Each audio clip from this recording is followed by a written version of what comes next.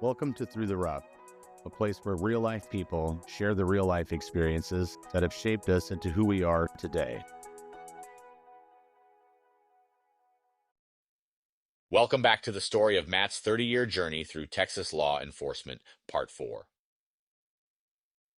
It's going to be 6 months. It's going to be a year. Yeah. It could be 2 years, and then something triggers it. And so it's important that they stay with it. And lucky enough, Houston has gotten better with that. Yeah. You know, where now it is, they see you at 6 months in a year.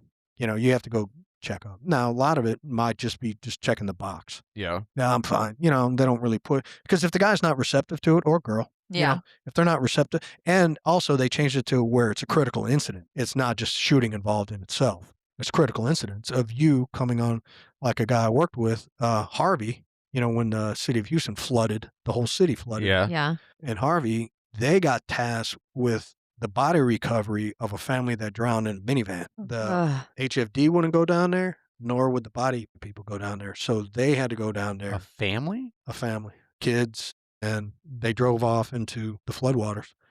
And so, and, you know, so that would be a critical incident where they, you know, where they should address, because my buddy, he probably still deals with it. Because I remember, you know, he lived real close to me where our house in Houston is now. And we'd meet up at the local breweries in the neighborhood, and we'd talk, and yeah, he told me about that. And, you know, this was years ago when he told me about it. So, yeah, he was definitely messed up by it. Yeah, I imagine. Jesus. Yeah, by far. God, I mean, just hearing that. Like, because makes I mean, me it's the nauseous. kids. It's the kids. Yeah. And that was the thing with like adults and stuff. You know, adults, you know, this guy, you know, he chose to do what he did and he got shot. You know, like Adults know better. Yeah. Children they're are older. innocent. So, like, you know, and what I had like a year and a half on or something. And to me, this is the worst thing I ever saw, you know, and and I saw the blood on the blues. I've seen the blood, my own blood on my own blue, because back then we wore baby blues, you know. Yeah. So it really showed. Yeah, it was really pronounced. Now, you know, they went to the dark navy because that makes sense in 100%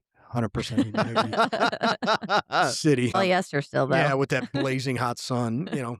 Yeah, well, they got rid of, at least we wear cotton pants. Okay, now it's cotton. That's a little breathable. Yeah, it's a little more breathable than. Reminds me of that episode in Seinfeld. Oh my! I was just thinking of the same thing. George Costanza trying to get the team to wear cotton and polyester and all that. I've never seen it. Oh, that's hilarious. I've never watched Seinfeld. Oh my God, it's pretty funny. Yeah, that's what I hear. I've never watched it. It's one of the funniest shows I've ever seen. Yeah, so run this call and baby unresponsive, and in the third ward, and so we get there, and kid might have been 6 months old, maybe 8 months old, maybe a year old. I don't know, you know, but young. Not old enough to walk really, but pulling itself up. And and I know I had it. I've seen pictures of it. Pacifier on a shoestring around the neck, because I have an oral fixation, so I like chewing on crap. So that's why I always, if you see me, a lot of times I'm just chewing on straws because I don't chew gum anymore. And because I got so many crowns in my mouth, I don't want to pull them off. And so, you know, I'd always chew on pen caps or whatever. I was always chewing on. Well, because as a kid, I always had a pacifier in my mouth. There was not a photo of me as an infant where I did not have a pacifier. I mean, my mom thought I was going to go to kindergarten with a pacifier. Oh, jeez. You're that kid like trying to get this away from, like, oh God. Yeah, exactly. This is going to be a nightmare. Well, of course, what does she do? Put it on a shoestring around my neck, right? So you don't lose it too. But this is back in the 70s, and and it doesn't fall on the ground, and now they have those clips on the shirt, right? Well, the parents are out, like a cousin's watching them, and pulls himself up on the coffee table and like slips off and hangs itself. The baby hung itself with the shoestring. Fucking A. Yeah. I mean, that. Where was the caregiver? Like in, you know. Just the other room kind of thing? And just kind of walked away. And you know how that happened so quick. And, you know, and to me, that is the worst thing I ever saw. Yeah. And then, of course, you know, the paramedics are great, of course, man, what they do and the stuff that they do. But, you know, the kid was on life support for a couple of days, and then, of course, you know, died. But like brain dead? Yeah. It was brain dead, you know, but it was on life support. I keep saying it, but, you know, as a human being, he, you know, a little baby, you know, and, you know, to me, that's the worst thing I ever saw. And like I said, I had like a year and a half on. Do you say that the worst thing that you ever saw, or do you feel that because it was a situation that was 100% avoidable and then the fact that it was such innocence was lost or destroyed. I think it's more about the innocence. Yeah. And of course, avoidable, but this is a poor area of Houston. Third Ward is a poor area. Yeah. So the stuff that we're able to afford, they have to choose, am I going to buy food or am I going to buy the clip for the pacifier? Yeah. Or no shit. I mean, they're they have a place to live, but they're probably barely above the poverty line. Yeah. So or who knows why? It's just enough. Yeah, I mean, my mom did it, like I said to me. Yeah. And we were fine. Here I gotta not to derail the conversation. I got a crazy story about the differences. Your mom and dad put a pacifier with a shoestring around your neck. No big deal, right? No big deal. It was the 70s. I vividly remember back in the early 80s. My memory, like yours, is really cool. But I have a memory of being back in the 80s. My mom and dad used to have an El Camino. You remember the old Chevy El Camino? Yeah. No back seats, nothing like that. It was just a bench seat in the front, and there was like a small triangle compartment behind that seat in the rear firewall. Well, me and my sister once rode 17 miles behind that seat down gravel roads in a fucking El Camino in the early 80s. Yeah. The differences in from then to today are astronomical. You're a 3-year-old kid coughing up road dust. You have no idea where the fuck you are. They want to know why you got black lungs. You're a 1-year-old with a fucking rope around your neck. Yeah, 2-string pacifier. But I mean, the pacifier was always in my mouth. Yeah, I mean, to me, that because of the innocence, just that young of a kid who, not old enough to have its say or choice. Yeah. And who knows what would have happened with that kid. Could have lived a life worth living, could have lived a life of crime, could have lived it was cut short. Yeah, you don't know. The opportunity was never given. Yeah, so to me, and it's not like something I wake up every night, but I mean, it's something, periodically I just think about it. How did you deal with it at that time? I think we went and ate. Yeah. I mean, that's fucked up. I mean, it's not fucked up, but it's fucked up. Yeah, I mean, because on what that, do you expect? Yeah, I mean, on that deal, we had a training unit take it over from us.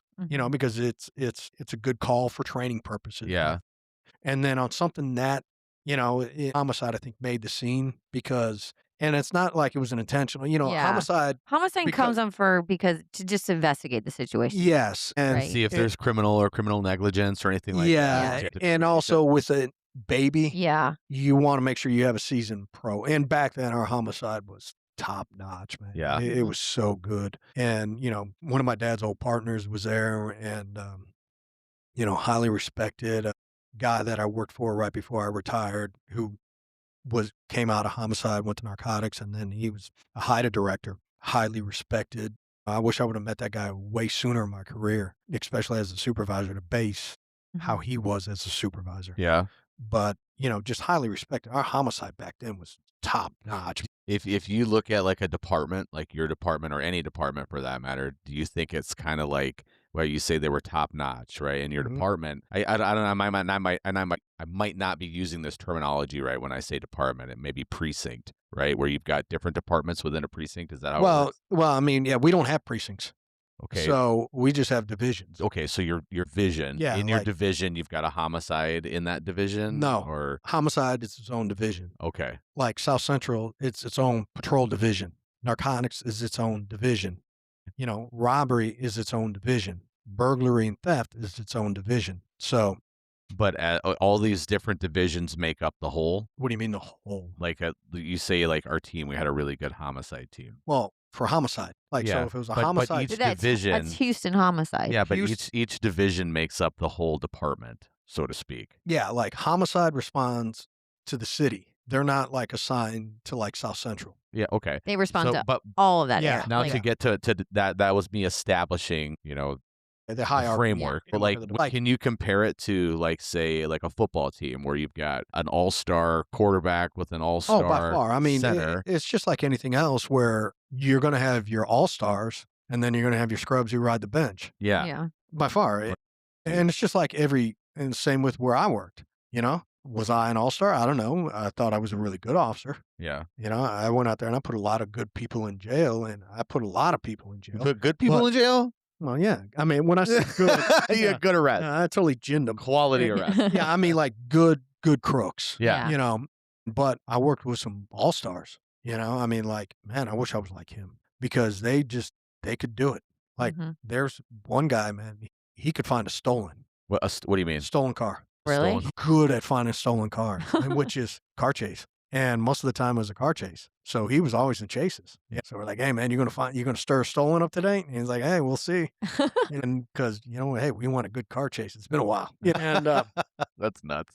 it's the adrenaline rush, man. Hot pursuit. Do you, You know how it is on a roller coaster? You know? oh yeah, no. I know how it is on a motorcycle. There you go. Did you get off and you're like, let's do that again? Did you, so, dealing with seeing that baby that had passed, and you said you guys went and eat. Do you guys like talk about it? No, just Nope. move on. Not at all. Just Just move on, a man. macho man. 23, 24, 25, single, talking about picking up chicks. What all young dudes with money in their pocket do. Yeah. Yeah, I wasn't good at it, but I talked about it.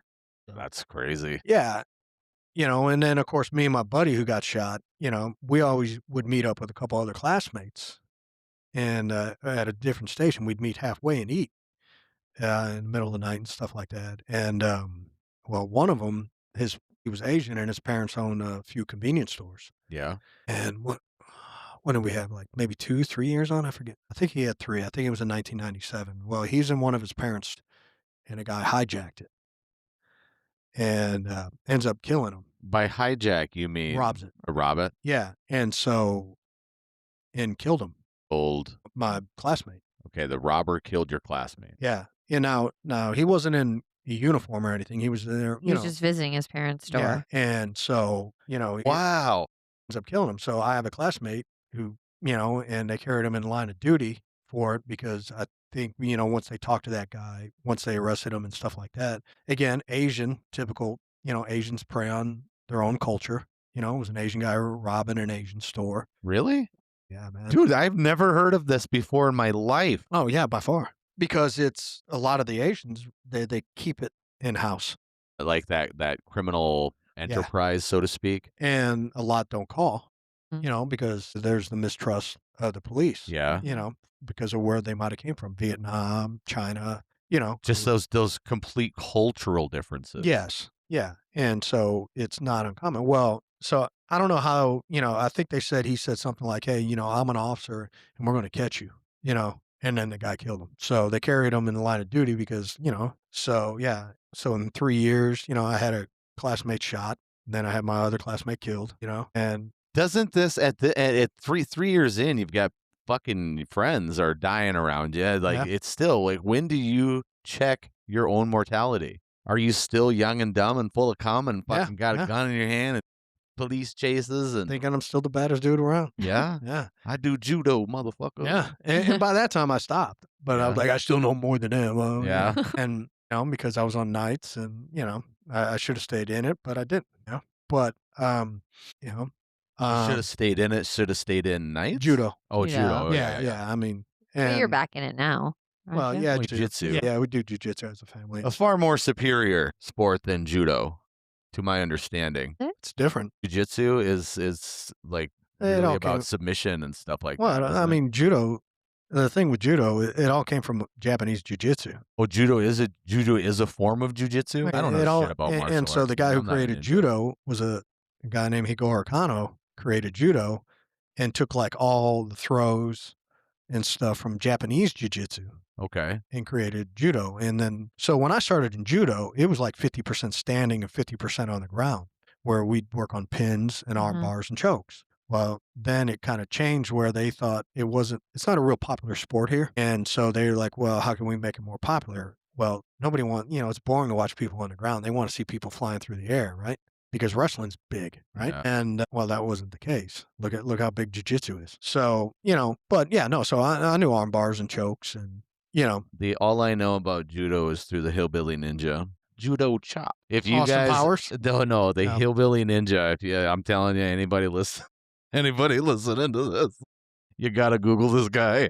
Look him up on YouTube. well, Austin Power says it all the time. Oh, dude, he's like, he calls it Judy chop. Judy job. Oh, yeah, The I've heard hillbilly the always wearing Judy a job. freaking like American flag shirt and all that kind of stuff. I've never seen it. Oh, dude, it's hilarious. Now when I hear you talk about When I hear you talk about judo, Yeah. I'm gonna send you an American flag button-down shirt for your Please birthday. do. Wear with my American flag cowboy hat. And that I do my yard work. I think his nunchucks are 2 aluminum Coors cans with duct tape and string. So he's like, judo chop. Yeah. So, to go back, going to his funeral was tough, Yeah. and I'm not one of these, I'm stoic, but like at funerals, I cry. Do you? Yeah. Why? And Why is it that? Why does it I don't take know. that to bring out to let your emotions go? I don't know. But, my ex-wife, when her grandmother passed away, I cried there. And I'm like, or her grandfather, I'm like, I barely know these people. But I cried because I guess I felt sad for her and her family. And then, of course, I knew my classmate, of course. And like I said, we would eat with him a lot, during nights and stuff like that. They have already gone to like, they already switched to a division when this happened. Yeah. It's just, plus he was a friend of mine. Yeah, So of I course I'm gonna imagine. cry, and I had a guy I worked with that was killed 5 years ago or so, was close to retiring and ran a warrant and got killed. And, I cried at his because he was a friend of mine too that I worked with. We used to do fantasy football together and, when I used to care about football. So, yeah. And I have to live my life too. So I Yeah. have to, I can't, Yeah, I got you. yeah. You don't need to justify the emotional state. or Yeah, anything like that. I do have genuine curiosity Mhm. about those things because I I can't. don't cry on a scene, Yeah, of course but, not. but yeah, I did at his funeral by far. Yeah. Yeah. And, because it's, it's a horrible thing. Like I said, I never thought I would ever see blood on a blue, but, Yeah, like when going in, it just never, it's not something that you never thought about you like would a encounter. coworker of my dad's died in a car wreck. And I went to that funeral before I was an officer because I knew him. And, I cried there, but that was before an officer, but I didn't put it together like, at the line of duty stuff. I guess he got in a car wreck and he was chasing the guy down and he rolled his car and died. And he was divorced. And apparently, the story is he died with his pictures of his kids in his hand. Really? Yeah, Is that because he- true? That's what they say. Yeah. Because he kept a picture of his kids on his visor all the time. And so when he rolled his truck, Wow. because he loved his kids, even Mhm. though he's divorced or whatever, but, his kids were his life, when you hear stuff like that, of course, that's emotional. And Yeah, of course I cried at it, It's tragic. yeah, Yeah. by far. Mm. So Did you end up going through or requiring any type of therapy or any type of cognitive anything after he was killed after that funeral? Did they offer No. any of that to any Well, officers? like I said, it's always free. It's there if you want. But you don't really. No. It's not like you would think. Trust me. I've been to psych services just because of, my personal life. Yeah. Yeah. Yeah. And because my family deals with depression and I have it and stuff. So when, You'd like think my that personal life. You'd think that when somebody is in a situation like that, it would almost be a requirement just for like a checks and balances at the very least. Yeah, but- Where's our officer's headspace? His partner was killed in the line of duty or something happened. His best friend who's a police officer was killed in duty. We need to check this guy's headspace to make sure he is where he's. I think it's better now, but Yeah. also that and we can talk about this now or later, but that's also, you're like, as me as a supervisor, I should be able to see how you are. I'm your boss, right? And I see you day Okay. to day. Yeah. I should see like, hey, something's different about him. What happened? And so maybe I approach you and talk to you like, hey man, So there is to a degree, there is a check. depending on how good or like we're partners. Observant. Yeah. Yeah. How observant you're around. So if you've got a shitty supervisor, the likelihood is it'll slip under the radar and it could or potentially- partner Yeah. or just coworkers who's like, hey man, Sam's not the same. Something's up. And then I go up to a supervisor, hey man, ever since that happened, Sam's not the same, man. Maybe, he's more skittish. He seems more quick to draw. Maybe we should, but again, how receptive are you going to be if I approach you about it? Yeah.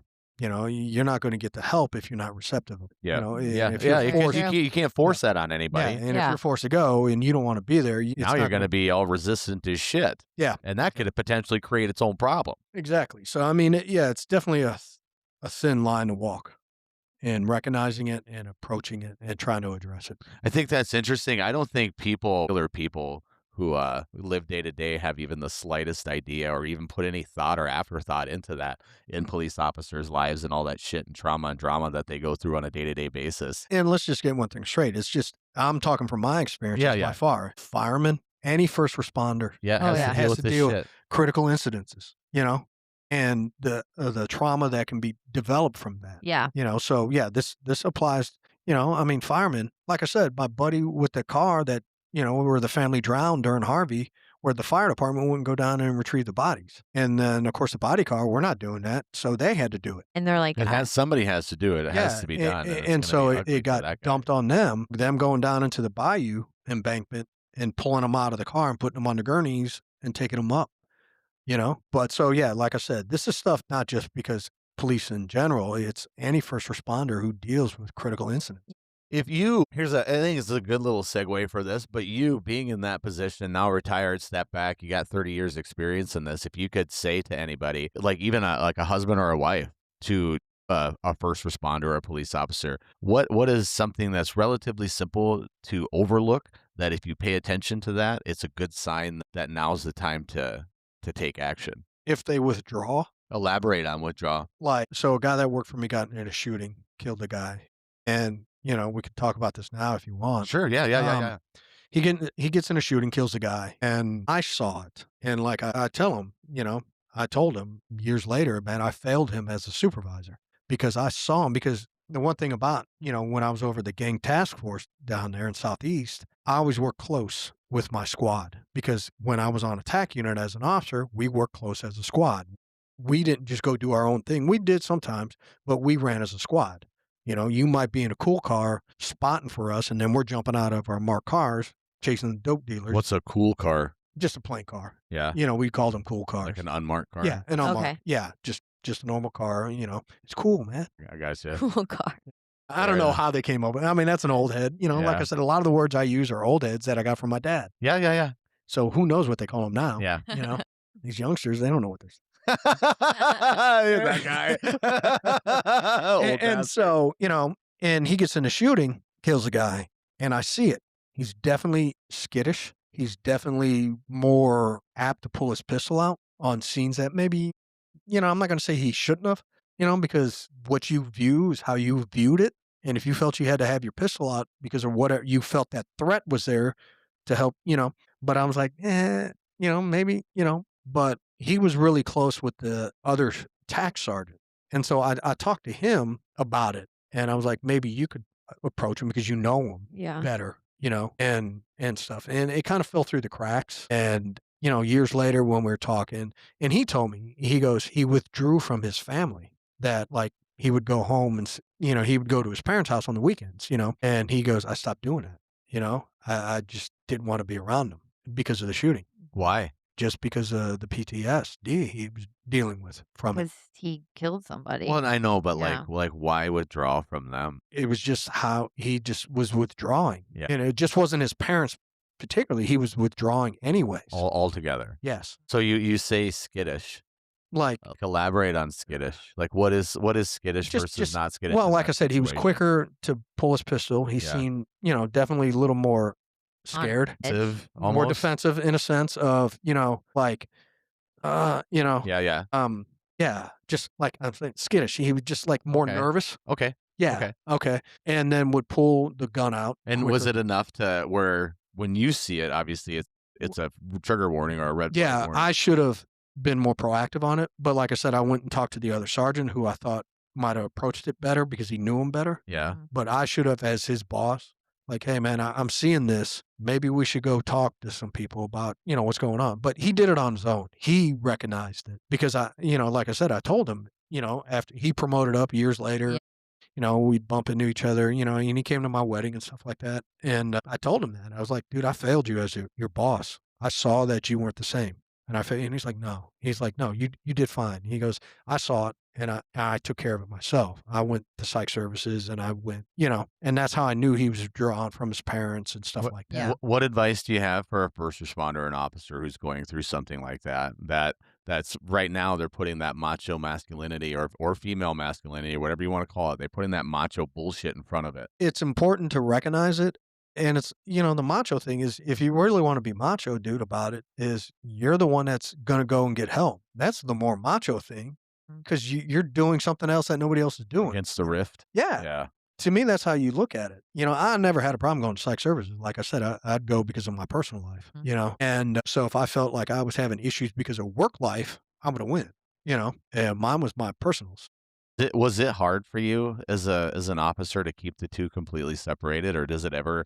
Were there ever times where one or the other bled into the other? Oh, by far. I mean, yeah, you can compartmentalize as much as you try to, but when I was going through my trial divorce, my trial marriage, I mean, I was devastated, and and dealing with depression that I deal with and stuff, and of course it would come out. Yeah. And that old Chris Rock video, how not to get beat down by the police. If you go a running, the cops are bringing an ass whipping with them. Right? Yeah. If you run from us, we're going to thump you because you're putting me in danger by running. I don't want to blow an ankle or a knee or if you're running in a car, you wrecking into somebody or me getting in a wreck, you're getting you're getting a little tuned up, Yeah. And it's the way it was. And now you can't do it. But, but the crooks knew it too. Yeah.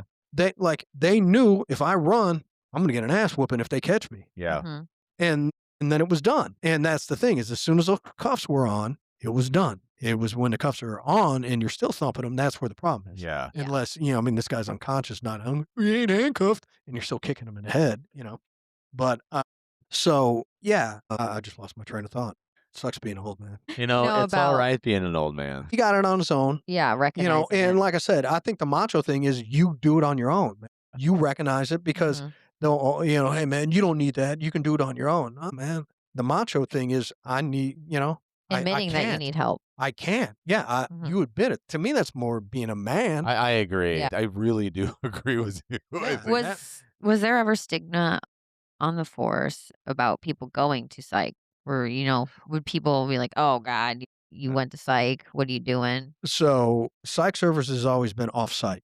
Yeah. Well, then they bought this huge high-rise in downtown and moved headquarters down there. So all the divisions are in this headquarters, and somebody had the bright idea to move psych services there. Shockingly, the visitations, if you will, dropped significantly. Yes. I'll bet. Because nobody wanted to be looked seen- like a pussy. seen going to Going psych in there. services at 1200 Travis. Yeah. So finally, somebody in charge goes, why is nobody coming to psych services anymore? Well, look at where you moved it. So now again, it's off-site. Yeah. So no, the macho thing is still very It much is, prevalent. yeah, I mean, it's just, why Sam going to psych, man? What's going on with him? Yeah. Then the gossip girls start. Yeah. And it is what it is, man. I mean, that's the thing is like, I guess the one thing about me and going to that high school, me not being cliquish or whatever, I could care less what people thought of me. Yeah. And, I went to 2 class reunions. I went to my 5-year with my ex-wife, or was it 10? I don't know. And I'm like, people went up to her like, hey, what class did we have? And I'm like, I'm the one that went to school with you, you fool. And I'm like, man, I hated you people when I was here. And I was like, why am I here? And then I bumped into an old high school classmate of mine that lives close to where we lived in Houston. And he's like, hey, man, you going to the class reunion? And I'm like, nah, dude, I don't, and I was already remarried, with Connor and with the boy and stuff. And, and his name is real similar to mine. And he was on the dive team and I was on the swim team. So we knew each other, right? We sat next to each other because his last name started with R. And so he's like, why don't you come I'm like, nah, dude, I'm not going, man. Yeah. I didn't like it the first. Oh, you're cool, dude. Everybody likes you. And I'm like, nobody knows me, dude. Yeah. So of course we go. And then, and I'm like, I hated you people then. Why am I here again? Yeah. So I'm, but that's, to me, I don't care what people think of me. I only care about the people that I care about, how they think of me. Yeah. Well, what do I care about some fool I don't know, man, I agree. Yeah, by far. Yeah, like- I mean, you can't worry about what people think of you. I agree completely. Because if you Because then start you- thinking about what other people think Then about you can't do what you need to do. No. Exactly. Yeah. And you don't go to your health and human services. You don't go to your psych eval. You don't Yeah. you don't do what needs to be done to make sure that you can keep doing what you need to be That doing. you're healthy. Yeah. Yeah, don't let other people dictate. Because that your other life. person isn't taking care of you. You're taking care of you. Exactly. So, but, and it wasn't always, we didn't always see bad stuff. I mean, but, we always got to see the mundane, the family violence thing always constantly was, here we go again, Sam and Lindsay are fighting again. We're back at that house again. We were Yeah. there last night, Ugh. and then so we show up and then of course, you get the battered women syndrome, it's a real thing and don't Yeah. think that it's not. What is that? What do you mean? Battered woman syndrome. that it's a cycle, and I'm probably going to mess it up. But pretty much the woman blames herself, but stays in the relationship even though she knows it's toxic. Yeah. And then you smack her around, and then you go through your apologetic phase. And I'm your sorry. Yeah, sweet I'm sorry. face. Narcissistic codependency. Yeah, that's exactly. And then it's just a complete cycle. And then you go back to smacking her around. And then again, and then the woman stays because she doesn't know any better, and she's a battered woman, It's it's a very true thing. Yeah, it's huge. And so, again, we run this call, and again, so we go there, kid called on his parents, daddy's beating up on mommy. So we show up there, and we're dragging dad out, and kid's crying, and wife's kind of standing by herself, mommy and daddy were in the room, and mommy was screaming. And we're like, all right, dude, come here, man. What's going, and, kid's crying, and the husband is like, hey, Hauser, can I talk to you? I'm like, well, yeah, what the hell's going on, dude? And he goes, well, the wife's kind of vocal. We were, they serve beer in hell? yeah, they were in the bedroom getting it on. Have you seen that movie? I No. hope they serve. Oh my God. Again, try to watch the opening scene. So Similar? mom's kind of vocal. Yeah. Yeah. So it's the opening scene is these two cops on their way to what they think is an animal abuse call. They kick the fucking door in and they tase the guy and they tase the woman. Yeah. And she's actually a deaf girl. So she's like, oh my God. Oh, God. And now see why they And serve she's beer in like, hell. the girl was pissed. She's like, what are you doing here? And so, well, then we go look at the wife, and she and get her side. Yeah. She's like, we were just really getting it on. And so the kid, he was about 10 years old. He doesn't know. He doesn't know. I feel so sorry for that kid. And so we're like, well, this ain't our place to tell him what's going on. But we're like, hey, no, your parents were fine. They weren't fighting. Yeah. But it was good that you did what you did. Yeah. Don't think what you did was wrong. They weren't fighting. It was, and now this is in the third ward too, and your parents will explain to you what happened. Your parents will explain to you, and and he had like a bunch of old blues records on it, and so I started talking to him about the blues, because my old dad played guitar, so he got me into I like the blues, and so I see like the blues records, and so I'm like, oh man, I've seen that guy. Albert Collins and, who came from the third ward and stuff like that. And Lighton Hopkins was from out there, who I never saw. But, I'm like, oh, man, I've seen that guy at Rockefeller's. And so we talk about that and stuff, But, yeah, I mean, so you get funny stuff like that, too. Where you just crack That up. is fucking, that's fucking hilarious. I saw this. I saw this video of these officers responding to this house. They went to the lady and they're like asking her, so we need to search your car. And she's like, what? And she's questioning, like, what are you talking about here? And he's like, there's hair hanging outside of your trunk and we need to search this. And all of a sudden she looks and she's like, oh my God. And she's like, it's my wig. Oh my God. She runs inside and gets her keys so she could go out. And everyone just starts laughing because it literally was a wig that she's pulling things out of her trunk and it got pulled out. And when she shut the trunk, half of the wig was still out and half of it was in. So it looked like someone's hair Looks like a body was in the trunk. Yeah, so, and yeah, I mean, so you come across funny stuff like that, That's at least like I would love to put my eyes on that on that police report. I mean, there is no report. You don't have to write a report on just for going out. You don't have to write a No. report. I mean, some If departments there's not an incident. because there's no crime that happened. yeah. I mean, sometimes you might just do like an information report. Yeah, something Just- like you don't even have to. No, I mean, you could document it in the call slip, Yeah. because the computer, you can put memos in the call slip and put assault, understanding. Moment of passion gone Moment of- awry. Yeah, moment of passion, kid misunderstood. So, yeah. But most of the time, it's just, most of the work was mundane, Yeah. I mean, and that's what leads to us getting hurt because we do the same thing day in, day out, and you get complacent. Yeah. Yeah. I was just gonna say you must get a little complacent. Yeah, man, it's the same traffic stop, so I'm not going to be as on guard as I was, when I first got on. It's always the same bullshit. Thank you for listening. Don't forget to stop by throughtherough.net to check out our latest episodes, merchandise, and hit that donation tab to keep content coming. See you again next week.